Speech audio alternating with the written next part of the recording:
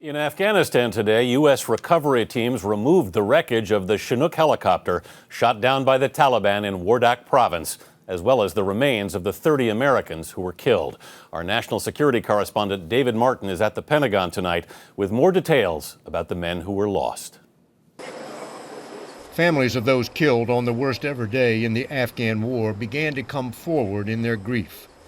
The pictures show young men, many with children, from across the United States: Nebraska, Iowa, Louisiana, Arkansas, Texas, Pennsylvania. Michael Strange was a Navy SEAL on his third tour in Afghanistan. Michael loved protecting our country. Speaking from the family home in Philadelphia, his father was inconsolable over the loss of a local hero who died a long way from home. He loved Philadelphia, North Catholic, Wyoming, Mayfair. And he loves all you guys and all his friends, all the kids who were here yesterday.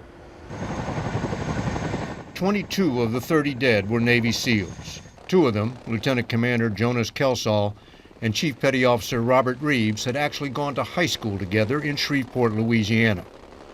The mother of John Brown said her son was the team's medic.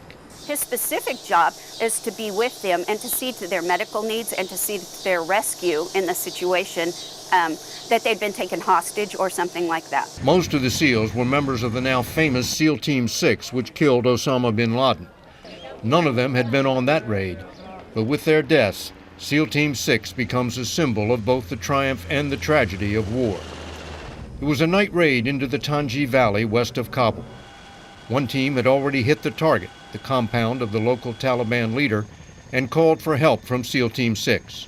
Their Chinook helicopter was apparently hit by a rocket-propelled grenade, although that has yet to be verified by examination of the wreckage. There were no survivors.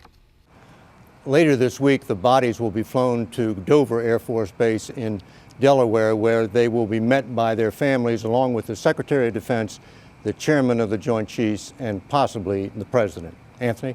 David, this is a devastating loss. What does it mean for the war effort?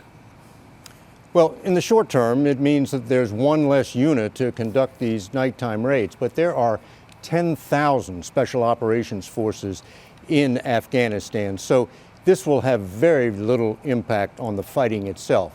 The real impact will depend on how a loss like this affects public support for the war. David Martin at the Pentagon. Thanks.